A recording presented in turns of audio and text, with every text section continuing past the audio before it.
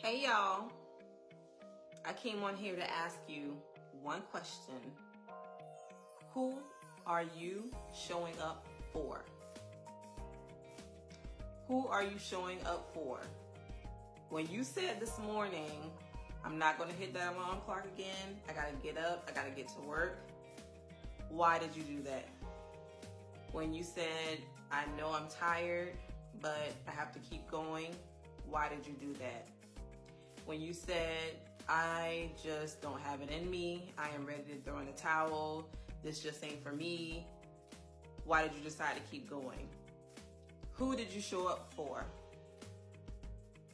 Answering that question, I hope that the answer is, I show up because I'm showing up for me.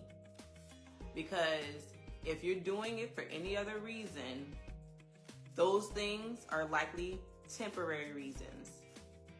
The old folks had a saying that only what you do for God will last. And our ancestors had simple ways of saying things, but when you think about it today, it can mean so many things, right? So only what you do for God will last. Let's break that down into 2024 terms. God in our community is the truth, the source, the end all be all. So only things you do in truth will last.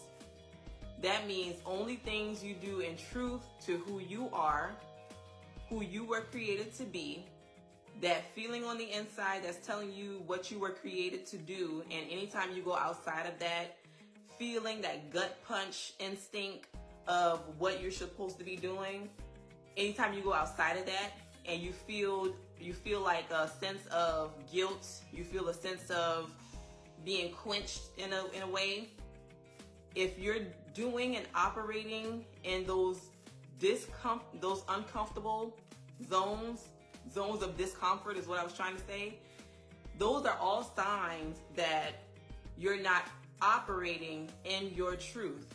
Only what you do for God, only what you do in truth will last. Living a lie, living a life that you're not called to live, it's not gonna last. Being in a place you're not called to be in, it's not gonna last. Doing anything outside of that boundary where you're starting to feel uneasy, you're second guessing yourself, all of those feelings of discomfort, then you're not in your truth. So thinking about who are you showing up for? Some of us say, I'm doing this for my kids. Well, one day your kids are going to grow up and they're going to have a life of their own. So at the end of the day, if you're not taking care of you, if you're not doing things for you, you will likely burn out. You will likely develop sense of, where resentment, that's the word. You'll develop, senses of resentment because I did all of these things for the people that I love and nobody appreciates it. But at the end of the day, if you do what you are doing for you, it won't run out because I'm taking care of me. I'm becoming my best self because by me becoming my best self and me being that example for my children, then they have that they can take with them throughout their lives. Watching our parents start businesses fail, start again, living like less than paycheck to paycheck and still figuring out ways to provide for their family. Watching them go through all of that are things that we will never forget. And those are some of the things that we're able to build upon because we watch them hit rock bottom, rebuild, hit rock bottom, rebuild. Those are lessons that we can take with us for the rest of our lives. Those were things and those were choices that they made for themselves. When my dad said, I'm done with this job, I don't like working overnight, I'm going over the road, I'm going to drive truck. That was brand new because he's the only man in the house and a house full of women, and we looking like him, you're going to leave us in this house with mama? And you've been here all this time? But going out and doing that allowed him to provide, substantially more for his family than he was able to do by working a job he was unhappy in. And then my mom starting her daycare at 12 years old or younger. I was able to have a job at 12 years old by, sweeping the floor, handling different things that she told me to handle. Today, we are doing so much for our children that we're not really equipping them for the world and how to live and how to take care of themselves. So when you're thinking of who am I doing this for, at the core of it all, it should always be that you're doing it for you, so that as the best version of you, your children have a guide to go by, because they can think back when mama lost everything and I saw her lose everything, and now I'm able to take those skills and redo it again, because when she, ran out of money, she went and found a hustle. She created a job. She created a stream of income. Those are things that children will not forget. A lot of people say, do as I say, not as I do. I don't tell my child that, because it doesn't make sense to me. That's hypocritic, because you're telling me to do something and I'm sitting here seeing you do something else.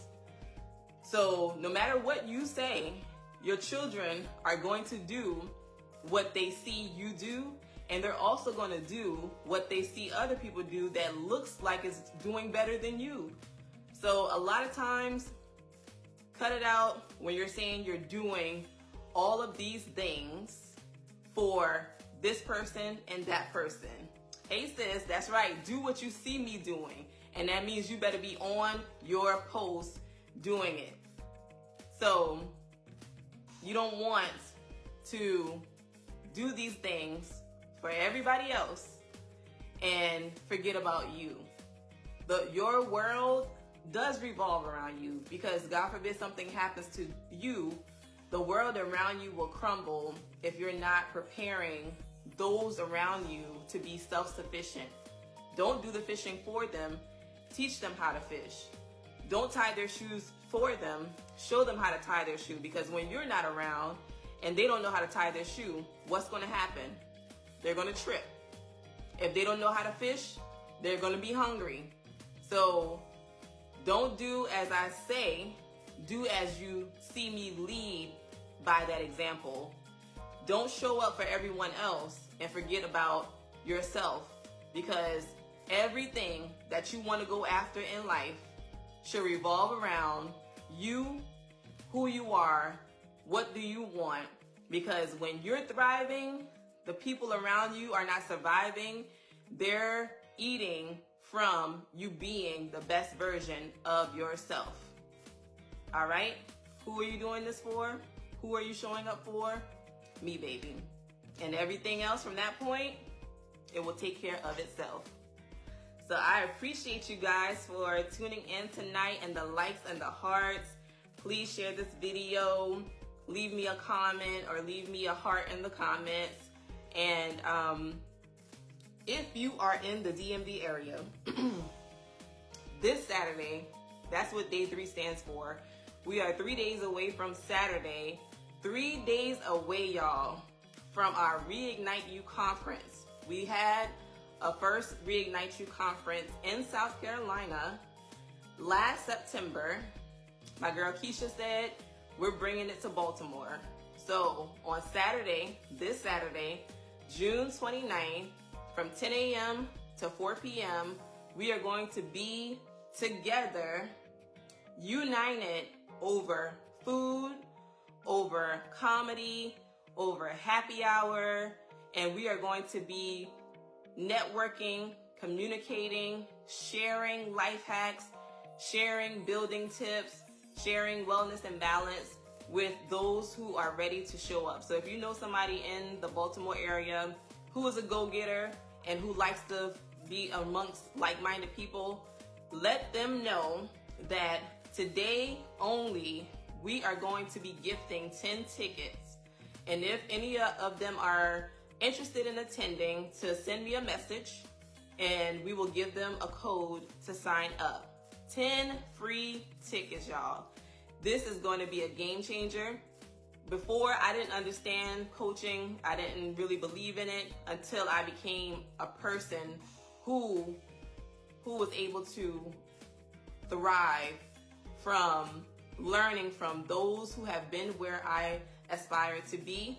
And yes, it's an investment of time, it's an investment of money, it's an investment of your attention and focus on learning the tools to get you to where you want to be. So if you know anybody in the Baltimore area who would like an event like this, like to attend an event like this, let them know that we are gifting 10 free tickets. So do it now, sign up no later than tomorrow, and we will see you in the building.